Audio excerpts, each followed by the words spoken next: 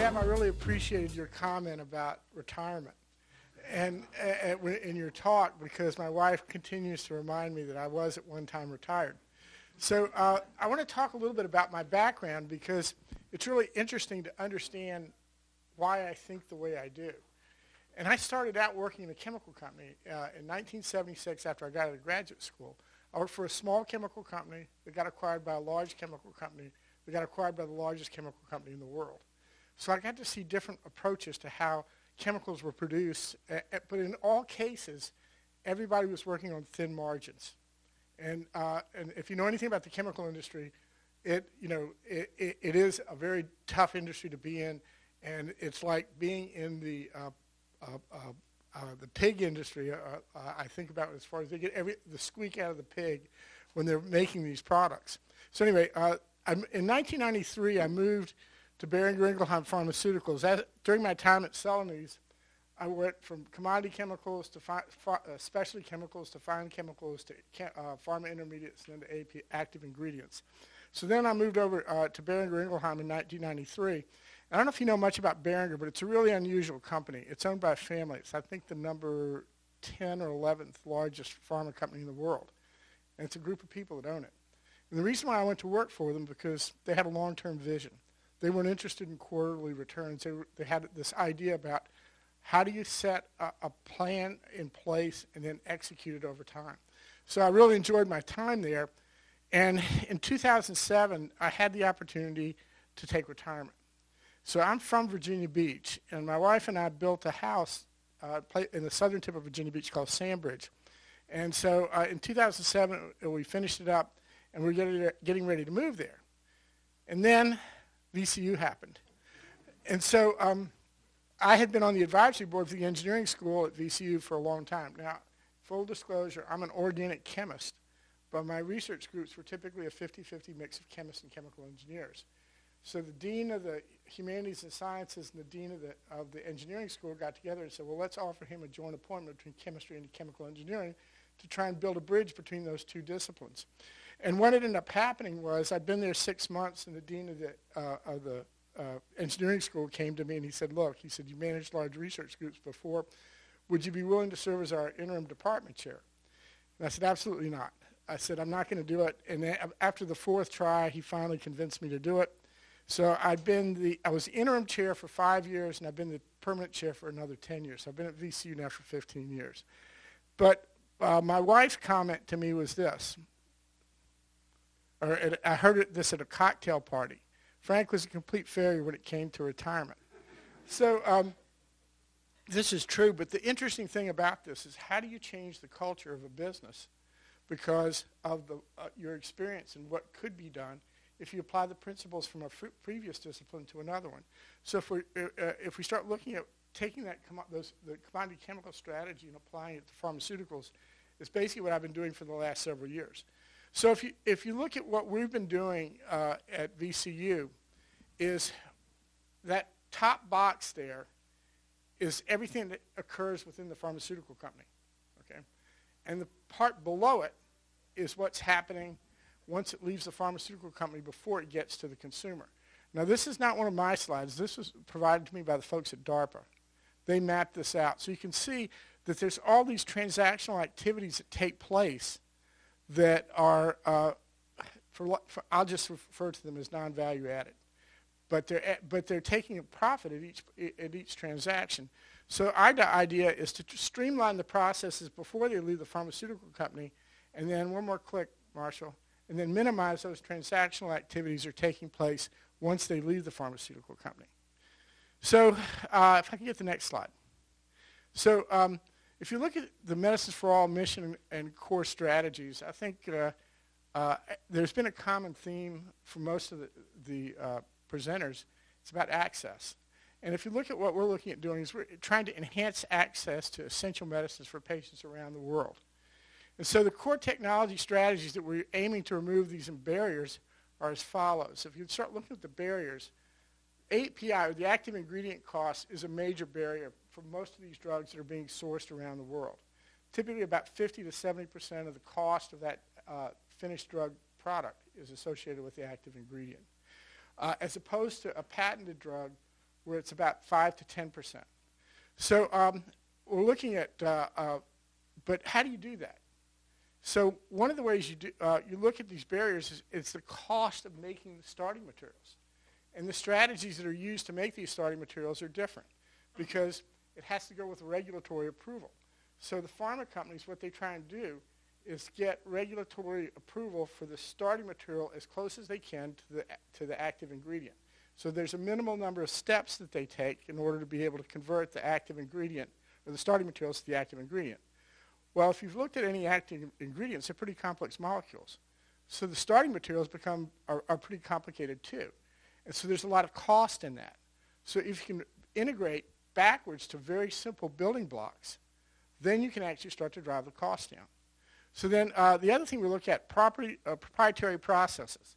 Now this is kind of an interesting thing. The pharmaceutical industry, so I came from the chemical industry where I started. Everything was done continuously. And when you think about Henry Ford and the assembly line mentality, that's the way chemical companies operate. Pharma companies operate with batch technology. So you start thinking about the costs associated with batch manufacturing, it's much higher and the labor costs are higher. So this is one of the reasons why everything went overseas. Because when you start thinking about labor costs, where is the least expensive labor in the world? It's in India and China. So most of pharma is now has been shipped overseas. And so that's another issue. But the other one that's really interesting, which is kind of the dirty little secret in the pharma industry, is environmental issues. For every kilo of active ingredient that's produced, you typically generate several hundred kilos of organic waste. So you get this huge carbon footprint. And so one of the things we look at is figuring out how we can reduce that carbon footprint. And then technical talent available. This becomes a really important aspect of the mission of the university, is to be able to train people to be able to change that paradigm about how we manufacture drugs in the future. And then and this issue about access and risk of embargo I think was talked about earlier. But all these ideas about using a lower cost synthesis, commodity-based starting materials, and create an alternative synthesis that promotes freedom to practice and greener technology is kind of the essence of what we do at the Institute. And then the other model is that these are not just laboratory curiosities. We work with our partners to commercialize these processes as rapidly as we can using by working with the existing manufacturers to implement these new processes in their facilities. So next slide. Okay, so here's an example. One of the great things that I had the opportunity to do, and this gets back to this issue about looking at backwards from your work experience in industry, how you can take that and reapply it to some real healthcare issues. So there was this HIV drug called nevirapine, and one of the reasons why Boehringer hired me was because I had a real expertise in making heterocyclic compounds, and this is a fairly complicated heterocycle.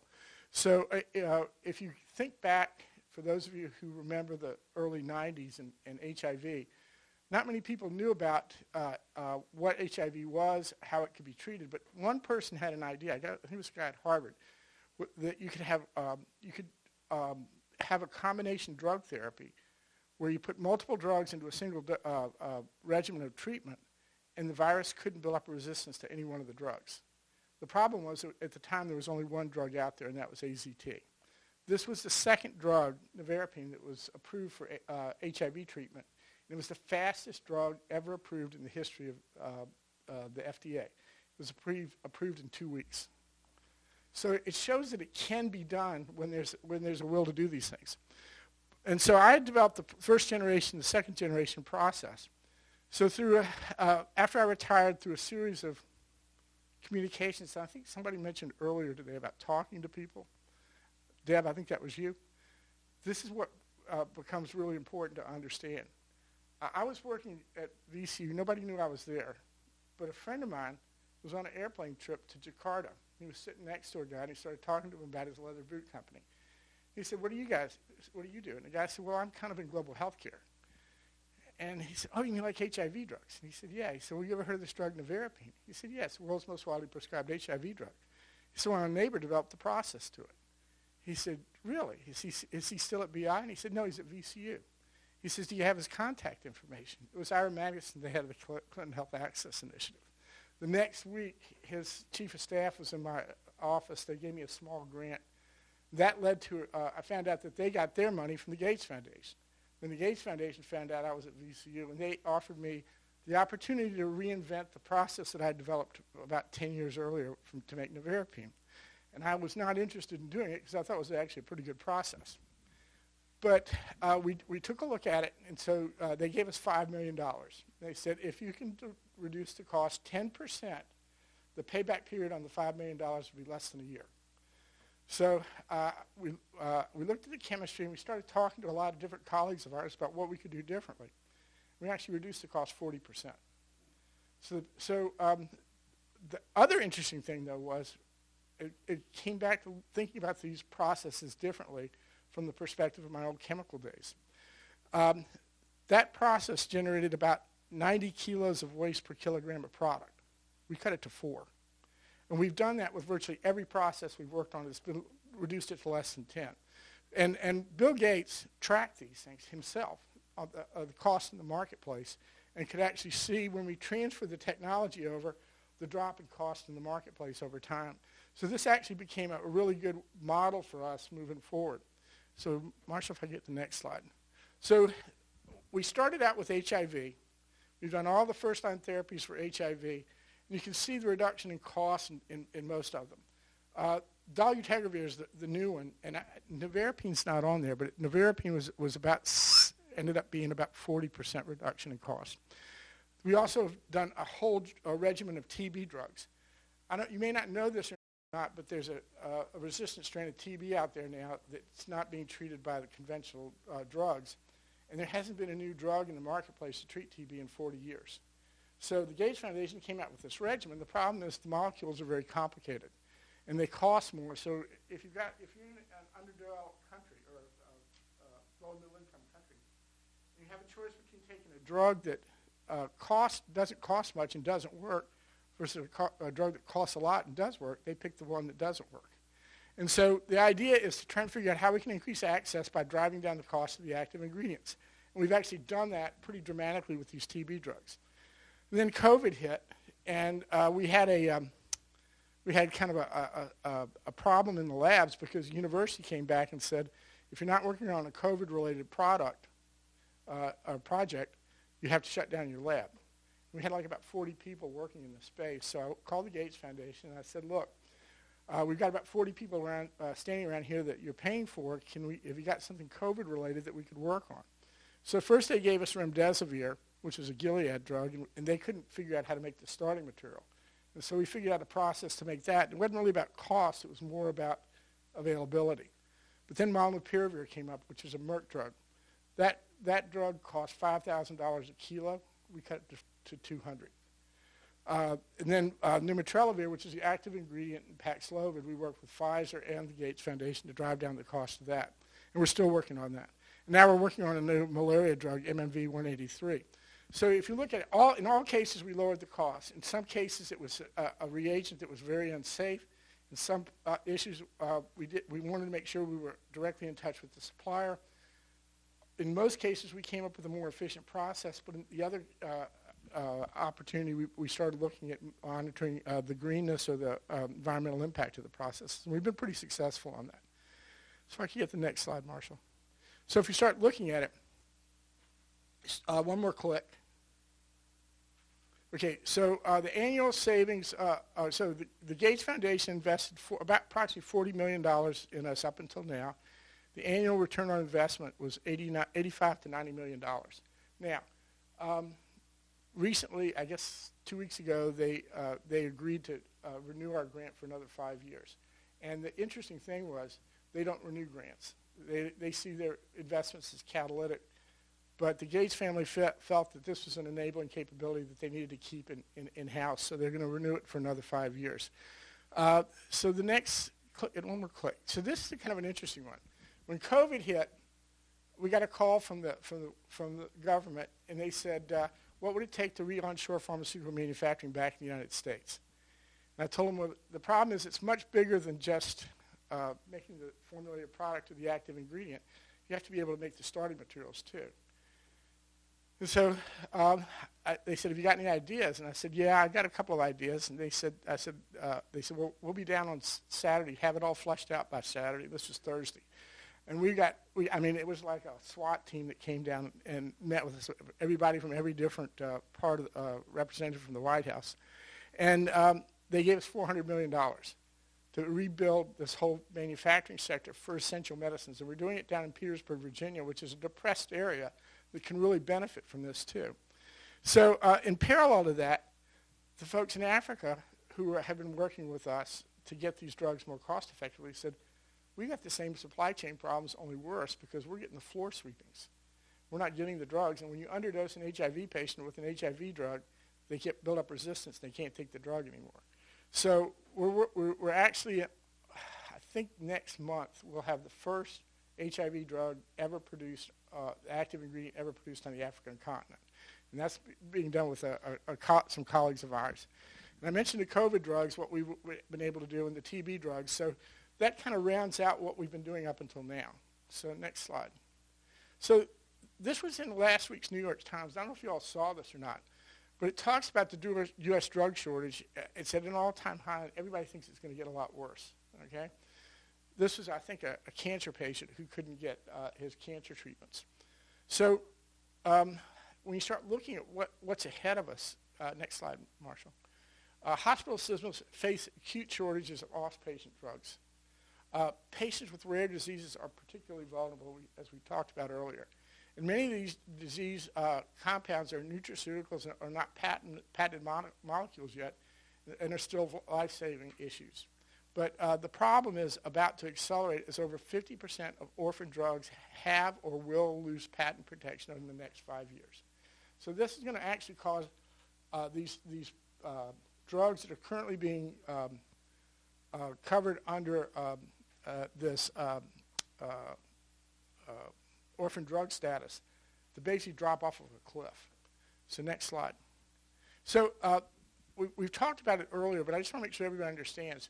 This was an FDA mandate that was driven to try and increase access to these drugs in the marketplace. There were tax credits for qualified clinical trials, exemptions from user fees, but most importantly, the potential for 7 years of market exclusivity after approval. So once that exclusivity expires, the incentive to be able to produce that drug drops off dramatically. This is where the problem that we're going to be faced with all these drugs that were part of this program are going to end up. So we need to come up with a plan for that. And of the 503 drugs that have received orphan status, 217 are no longer protected, and only 116 of these currently face generic competitors. So what's happened is when you have exclusivity, you basically have a monopoly on that market, and you can charge what you can afford to charge. So the question is, how do you start to create a level playing field? So next slide, please. So this is another slide that my friend Marshall gave me, and it looks like if you start looking at this is not an epiphany, but the lower the volume, actually the higher the cost, as you might expect. Okay. So next click. The question is, can we do better? And so how do you so my wife accused me, she says, you know, Frank, she says, you don't think out of the box, you can't see the box. And she said, what can we do differently to try and figure out how we could do this in a more cost-effective way? So next slide. If you start thinking about all these drug shortages, these are all the drug shortages. I think the greens are injectables, and the orange ones in the far left side on the stacked bar charts are non-injectables. So you can see that this is a trend that's going to be with us for quite a while. But equally important, the number of drug shortages for orphan drugs is going up on the right-hand side. And so this is getting to be a very tenuous situation. And the problem is when you start looking at quick fixes, and Marshall brought this to my attention, he said, you start thinking of the systems that we have in place for these drugs, like these smart pumps that are used that are actually calibrated to do a specific dosage level when you start switching around between medications, you can actually create a lot of potential risk to the patient because of the variability in the way you're administering the product. So next slide. So the impact of this shortages from a patient care perspective, delayed or unavailable care, the safety and quality issues, adverse impact on patient outcomes, the financial barrier that Stuart talked about earlier, resources required to manage the shortages. And I think this gets back to the point that was made earlier about, I think that Deb made about these hidden costs on things with regards to personal, from the pharmacist's perspective, as well as the financial issues. It diverts healthcare providers from direct patient care activities. So this is one of those unintended consequences of that effort. And then it increased overall cost of healthcare. So what could we do about that? So about 2 months ago, the head of the VCU healthcare system came to me and he said, Frank, I really like what you're doing, and how can we work together to try and solve some of our problems? So the VCU healthcare system is a very big hospital system. And in parallel, Marshall and I had been talking about this for some time, about what we could do differently to be able to address this issue while he was at Children's National. So if you look at the needs side of the equation, you've got the VCU health system, Uncommon Cures, and Children's National Hospital. On the left side, you've got capabilities, and this gets back to this issue about reaching out to partners. So I reached out to the dean of the School of Pharmacy, and I said, what can we do about this? Because they're going to run into shortages in the hospital again. And the question is, how do we deal with it proactively rather than reactively? So we said, how can we prioritize those medicines that look like they're going to be in short supply? And then the other thing we could do is start looking at these rare diseases differently. So one more click, a couple more clicks, I think. Marshall, keep going. Okay, so one of the things we're going to talk about doing is setting up an active ingredient stockpile at the hospital. This is the lowest cost point in the supply chain, and it can be recrystallized, so it has almost an infinite shelf life. So it's a sunk cost, but it's basically an insurance policy that you could actually use when, and the hospital's given us a list of maybe the top 50 drugs that they have that routinely in short supply. So we'll just hold them in the stockpile. So then we work with the School of Pharmacy to build a 503B compounding facility where we can formulate the drugs on site on an as-needed basis whenever there's a shortage. And you can do it proactively. The analogy I make to the hospital system is a generator at the hospital, because the operating rooms have to have electricity to be able to perform surgery, and they don't want to be interrupted. So what they do is they put a generator in here. This is our generator from the pharma side. But the other thing that happened was Marshall and I were sitting there talking, and he said, Frank, he said, he said, that generator's not going to run all the time. He says, you've got enough idle capacity there to make all these rare disease drugs in parallel. So if I could get the next slide. Marshall gave me this list. This is a partial list of these drugs. And the one thing that was that I think Deb mentioned was biotin. It's on the list. It's oral. Look at how many, it's 1 in 7,500 patients take this. And if you go down the list, all these drugs are very inexpensive, readily available drugs that could be formulated easily at a compounding facility. I think the one that struck me was there were two of them, phenylacetate and sodium benzoate. Do you know what they're used for mostly? Food additives, okay? Really cheap stuff. Do you know what a vial of this stuff costs? More than $10,000. And there's a problem with that. It's because of the scale that these things operate at. When I was at BI, we had a site that was $1 billion of capital assets. 1/3 of that capital asset was used in cleaning. So it was a non-value added activity that was contributing to the cost. If you did this in a compounding facility, you eliminate almost all of that cost between campaigns, because you're going to run longer because the volumes are commensurate with the platform and the capacity. So this is what we're going to be doing. So next slide. So the project scope is build this repository for these drugs, and we'll use a make or buy stockpile. some of the ones we might have to make, most of the ones we think we can buy. And then stand up this finished product 503B compounding facility to produce these things is a partnership with the School of Pharmacy. And then, more importantly, how do we do this more efficiently? So I have colleagues around the United States who are really interested in collaborating with us. We think we can develop an automated system to do this much more efficiently. It'll drop the labor cost and will allow us this to be a test bed for how we could do this all around the country. So one more slide, I think. So the proposed benefits, obviously commitment to impact, I talked about earlier.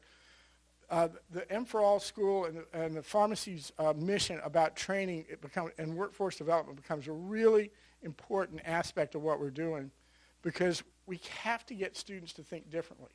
You know, I have I consult for the folks at Pfizer and at Biogen and a few other companies. And I asked them a question, and this is not a knock on major universities, but I said, where do you get your students from? Most of them say MIT, Harvard, Stanford, those, you know, the usual suspects. I said, how long does it take from the time you hire them to when they become a productive asset? They said, usually about 18 months. Why is that? It's because they're taught differently. When you start thinking about what chemists are taught in academia, it's about elegance. And elegance is complexity to them. And to me, elegance is simplicity, because if we can't scale it, it's just a laboratory curiosity. And so all our students get hired very quickly because they have this cross-functional capability about being cross-trained with chemical engineers as well as chemists. So the other thing that makes me kind of excited about this is this could be a national scalable model for how we could do this in the future to address this issue much more cost effectively and set up this advanced manufacturing formulation technology, because when you think about what is it we do well in the United States, we innovate. And if we look at these problems and we look at innovative solutions to be able to address this issue, we can come up with them. Part of the problem is a lot of people don't understand what the problem is, and they won't deal with it because there's technology out there to do this. So with that, I think this is my last slide. Yeah. So this is a closing thought from a habitual collaborator, because one of the things I'll tell you is I got a D in chemistry in high school. So I was not the best student, but I like to collaborate with people. So the trick is to know what you know and know what you don't know, and then seek help from those who know what you don't know, and then look for a win-win with all of the parties involved. And the last thing is to share the recognition, and also money helps. It's a great lubricator for collaboration. And I think that the interesting thing about this, I mentioned this earlier, one more click, Marshall. I mentioned this earlier, elegance and simplicity, because we're not interested in laboratory curiosities. We're worried about fixing problems out in the marketplace. And if it's too complex, people won't take it up. So you have to come up with simple solutions to do this. And I had this image here because to me this is about how you think differently about education. And I'm what's irreverently referred to as a non-traditional academic. And it causes a lot of consternation at the university. But I think it's a really important thing about this recycling experiment that we're doing right now. With me, they're recycling human capital. Because to me, it's really important that the knowledge that I've gained over the years gets transferred to these students, because I want them to make new mistakes. I don't want them to make my mistakes. And I think that's part of what our educational platform should be doing now and in the future, is figuring out how we can take old guys like Marshall and myself and teach new dogs new tricks. So with that, I want to thank you for the opportunity to talk to you today. And Marshall, thank you again. Thank you. Stay right there.